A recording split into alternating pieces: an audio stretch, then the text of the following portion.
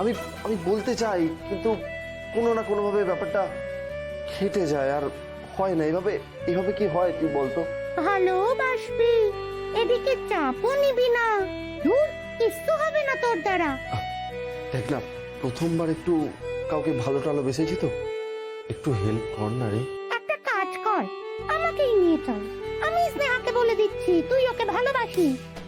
হ্যাঁ, সেটাই ভালো হবে। চল তুই।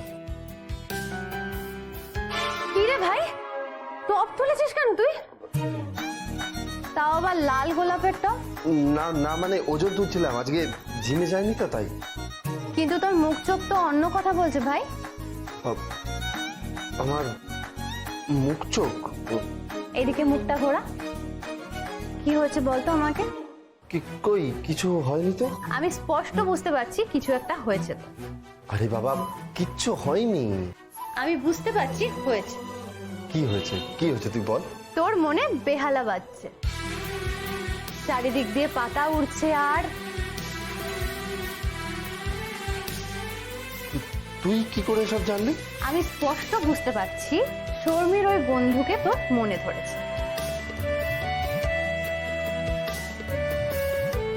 কি কি যে সব তুই ভুলভাল কথাবার্তা বলিস না। আচ্ছা, তুই এটা কি করে জানলি? তোর মুখে স্পষ্ট করে লেখা আছে তুই প্রেমে পড়েছিস।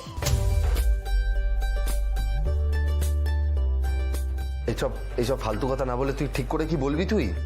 প্রথমে তো তুই এখানে আসতেই চাইছিলি না, আসার পরেও পেট ব্যথাটা বলে তুই খেতে চাইছিস, অথচ ওই মেয়েটাকে দেখার পর সোজা পাল্টি খেলি। তুই এইসব খেয়াল করেছিস? আমি তো বুঝতে পেরেইছি, মা থাকলেও কিন্তু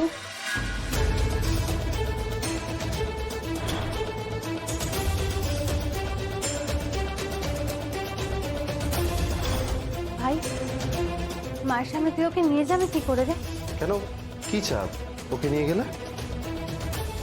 আর ওই মেয়েটা যার জন্য অতগুলো লোকের সামনে আমার দুর্গাবতীর মাথা হেট হলো, আমি তাকে 7 জন্মেও ক্ষমা করব না, কখনো না।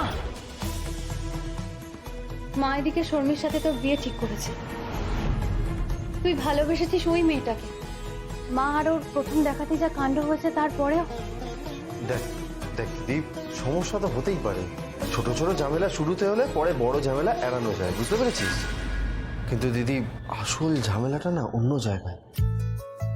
জানতে হবে যে ওকে দেখলে যেরকম আমার বুকে ধুকপুকুনি বাড়ে, সেরকমটা কি ওরও হয়? সেটা এখানে বসে কি করে জানবি?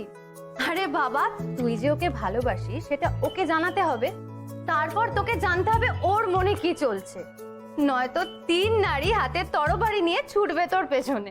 হ্যাঁ, মা, শর্মি আর শর্মির বান্ধবী। কিন্তু আমি তো একজনের পেছনেই ছুটবো, হাতে গোলাপ নিয়ে।